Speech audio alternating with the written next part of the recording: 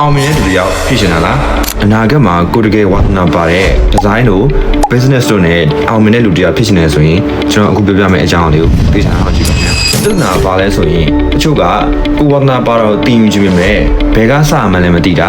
ပြီးရင်ဘွဲရဖို့အချိန်အများကြီးပေးရမှာကိုစိုးရိမ်နေတာမျိုးတွေရှိတတ်ပါတယ်။အဲ့အတွက်ကျွန်တော်တို့ဘယ်လိုရှင်းရမလဲ။အကောင်းဆုံးဖြေကတော့ Asia Pacific မှာအကြီးဆုံး private education group ဖြစ်တဲ့ Raffles College of Higher Education ပါပဲ။နိုင်ငံပေါင်း3နိုင်ငံကျောင်းခွဲ12ခုရှိပြီးတော့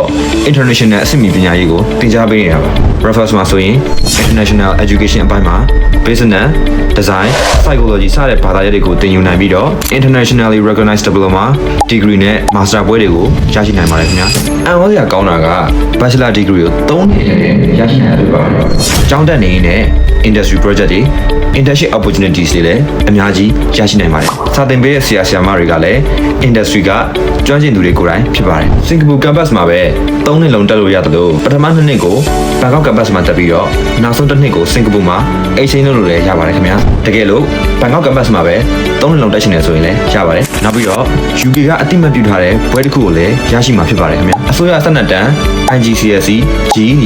HND ပြီးတော့ O level, A level စတဲ့ဘယ်အချိန်တွေကပဲလာSingapore campus အတွက်တက်ရောက်နိုင်ပါတယ်။တစ်နှစ်ကို January, April, July နဲ့အောက်တိုဘာလတွေမှာ intake 4ချိန်ရှိပါတယ်။ဒီနေ့ကိုသိချင်တယ်ဆိုရင်တော့ MDTH EDU Facebook page Messenger ကနေအခုပဲဆက်သွယ်နိုင်ပါပြီခင်ဗျာ။ဒါအပြင် one-on-one free counseling session လည်းရှိတဲ့အတွက်ကိုနာကကိုဘာမကြရွေးမလဲဘယ်လမ်းကြောင်းသွားမလဲဆိုတာကိုကိုယ်တိုင်မြင်မြန်ပြီးအတူတူကဆွေးနွေးနိုင်ပါပြီ။